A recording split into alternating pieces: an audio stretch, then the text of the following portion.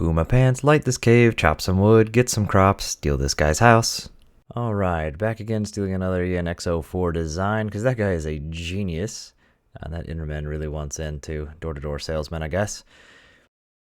But this time around, it's time for the villager trading hall to go along with the iron farm. I'm going to keep it very minimum because I just want a few select books and some iron trade to get started. I don't want to lag up the starting area, which villagers definitely do, so they'll eventually be transported elsewhere.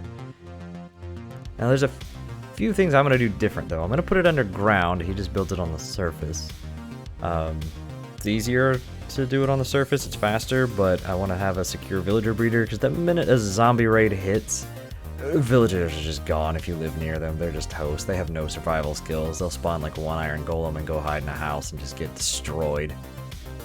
So for myself, I'm gonna dig a hole and kick them into it. Now, there's a few ways to tackle villager breeders in Minecraft, I find.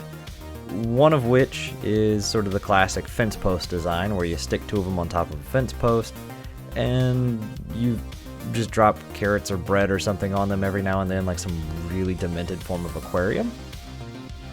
That works pretty well because they fall out into a water stream and get washed away, and then you can repurpose them how you see fit. The other method, you've got the farm method where you trick the small villagers into running out toward a bed, and then you can trap them in a water stream and float them away.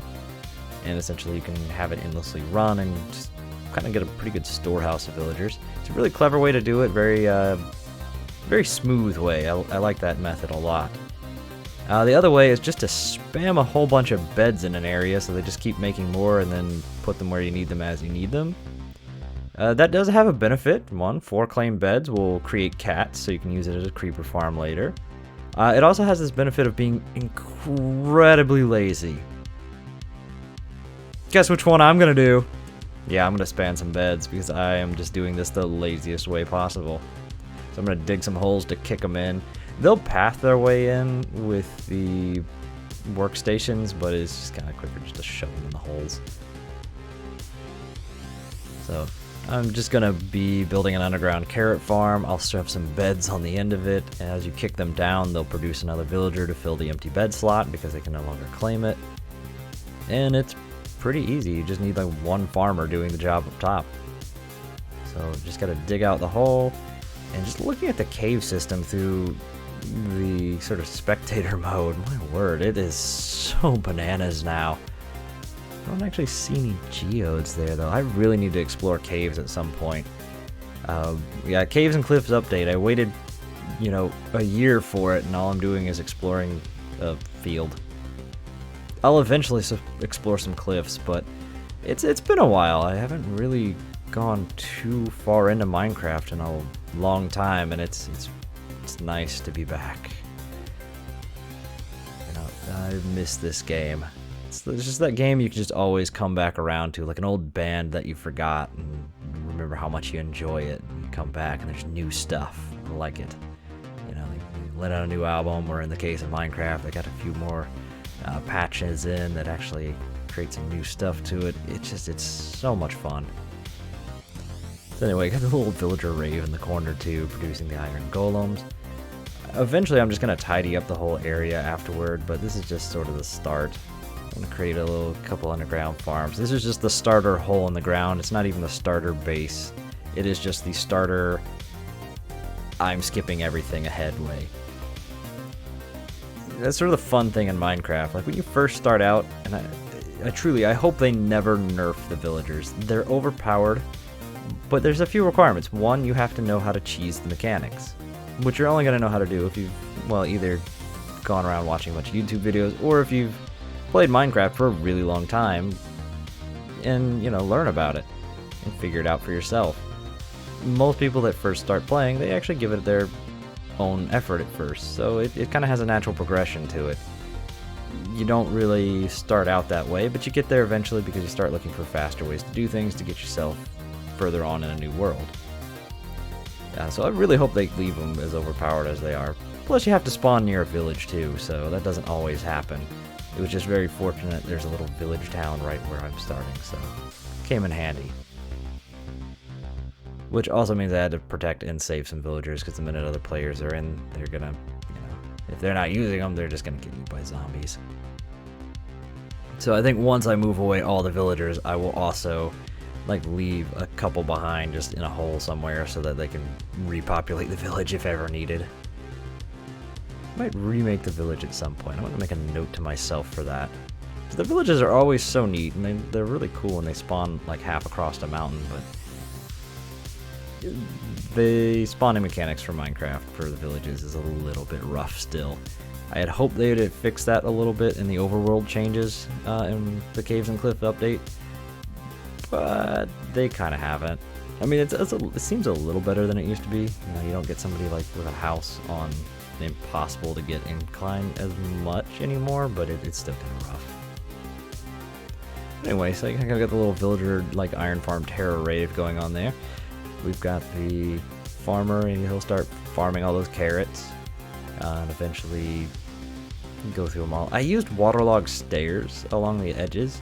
I should have built those into the wall. Like, looking back, it doesn't work as well as I thought. For some reason, it will still cause them to occasionally jump and trample the crops.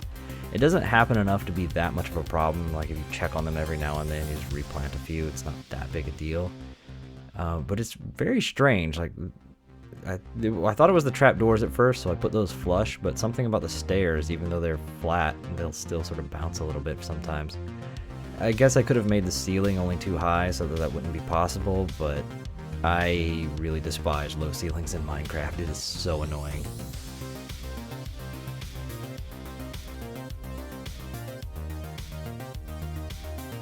Truly though, it's such a huge amazing thank you to ENXO4 for his designs on this. Even though I didn't follow them exactly, it just is so handy. I mean, you get this just immediately iron farm trading hall instantaneously within your first couple days in the game. You can just immediately go in things. Had to nuke a few golems though. I gotta change the layout a little bit so they don't accidentally spawn elsewhere.